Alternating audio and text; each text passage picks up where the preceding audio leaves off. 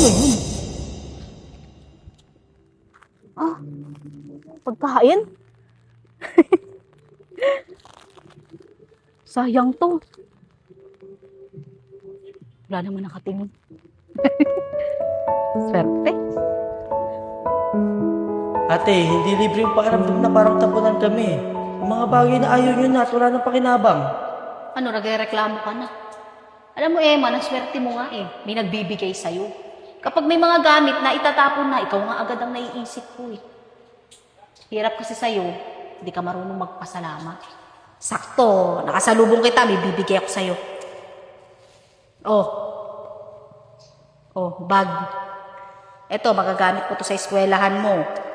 Medyo naninilaw lang to at maalikabok. Kawa nang na-stuck kasi sa bahay namin. Ginawa na naman kami ni Titang tapunan niya ng mga lumang gamit. Tay, ba't hindi mo po sinabi yung totoo? Anak, baka kasi panigsalita pa ako sa kapitbahay natin. Baka sabihin nila wala tayong utang na loob.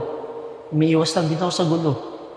Tay, may utang na loob ba tayo kung puro basura ang kapalit?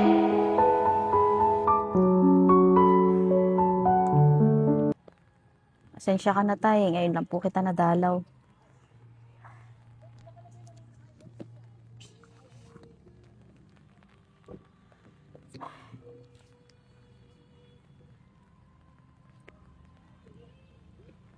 Ano yun?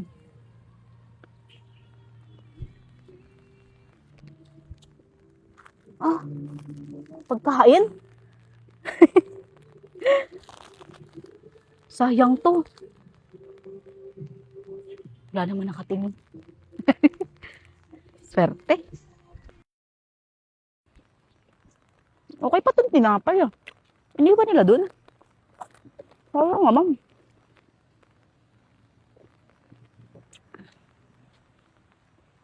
Ano to? Bag.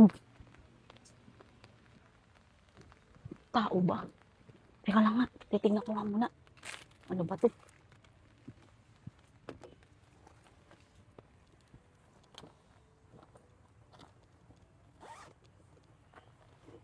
Ba't ang bag na to? Ah, mga damit. Ah, mga damit. Uy, kasya kaya to sa akin?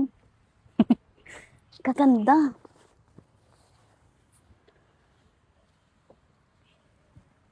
Ah, panay bestida. Swerte. Ano to? Uy, may pera pa. Pera ba to? Teka, may picture? Ano to?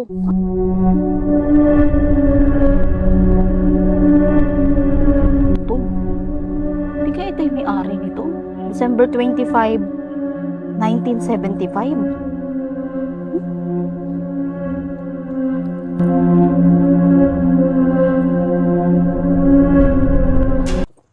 Kapang hinayang naman to, tinatapon nila. Sayang naman.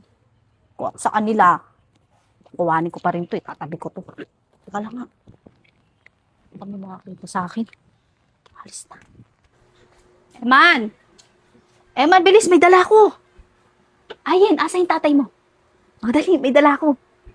Dali. Eman! Ay, tita, ano po yan? Tay, tawag ka ni tita. Ayan, bakit? Ay, ate, andiyan ka na pala. Teka, ano yan? Ate, ang laki-laki niyan. May ipapakita ako sa inyo. Vintage to. Tignan nga natin. Vintage? Di ba po, tita, ibig sabihin ng vintage, makalumang gamit? Oo, anak. Mga sinaunang gamit. Eto nga. Oh, ganda ng mga laman nito. Ate, ba't parang iba yung amoy niyan? Saan ba nakuha yan? Tingnan mo naman. Ang gaganda ng laman. Oh, pestida. Ate, Diba? parang... Ganda. Parang Oh, pang eto, matanda na yung tingnan mo mga nga, damit baka na kasya to. kay Ayin yan. Gaganda ng laman. Ay, wow!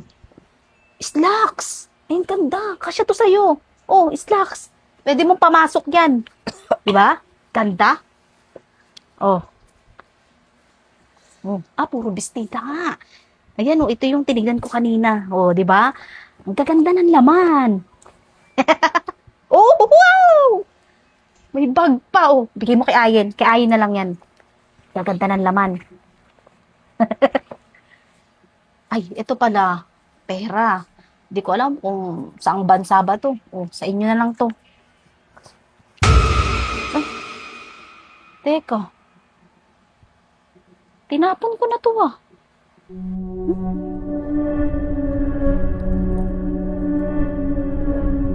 Paano nangyari na napunta ulit dito sa bag to? Anong ibig mo sabihin? Tsaka lumang litrato yan ah. Kilala mo ba yun nandyan? Sino yan? Siguro ito yung may-ari ng mga gamit na to. Isang matanda, tas 2 bata. At sa tingin ko, itong nag-iisang litrato na to, ito yung nanay nitong 2 bata na to. Nakalagay kasi rito sa likod ng litrato niya, Santo Tomas Academy Rizal, December 25, 1975. Halos 50 years na yung litrato na yan, te. 2026 na ngayon. Patingin niya muna ako, ate. Tay, patin nga. Nakakatakot naman yung nasa litrato.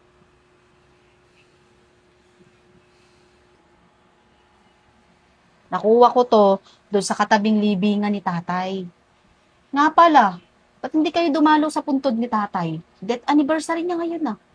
Ate, may ginawa kasi kami kanina kaya hindi kami nakadalaw ni Ayen. Ate, di ka ba natatakot kung saan mo nakuha to? Kung 1975 pa to, ibig sabihin matagal nang nawala yung may-ari niyan. Ikaw, tumanda ka na't lahat-lahat, nagpapaniwala ka pa rin sa mga ganyan. Alam mo ba na lahat tayo doon papunta? Kaya walang dapat ikatakot. Tsaka, nakakapanghinayang oh. Oh, kinuha ko na. Matitino pa yung mga laman. Oh, tira mo yung slacks, gamitin mo yan ha. Oh, ang gaganda ng laman eh. Oh, paano hindi mo kukuhanin to? Oh, di ba? Ayin oh, kasya to kay Ayin. Ay, tita, ayoko po niyan. Baka mamaya bigla po akong multuin ng may-ari niyan eh. Kayo talaga. Libre na nga, ayaw nyo pang tanggapin ng tanggapin. O, kung ayaw nyo, iyakin na lang. Iuwi ko na lang. Sigurado ka ba dyan, ate? Oo naman. Kayo talaga. Masyado kayo matatakutin. Tay, pati pa naman yung kukunin ni tita. Bakit ba ganun siya? Kaya nga anak, hindi ko alam bakit ganun yung tita mo na yun eh. Kaya nga hindi ko kinuha binigay niya eh. Kasi mamaya magmulto sa atin yun, nakakatakot na, dadalawa lang tayo dito sa bahay. Ate. Ate, parang expired na to ah. Tapos yung lotion, 1 year na to, nung expired. Ito naman, 1 buwan na expired. Pwede pa yan. Alam mo, pwede pang kainin yan. 1 buwan pa lang naman eh.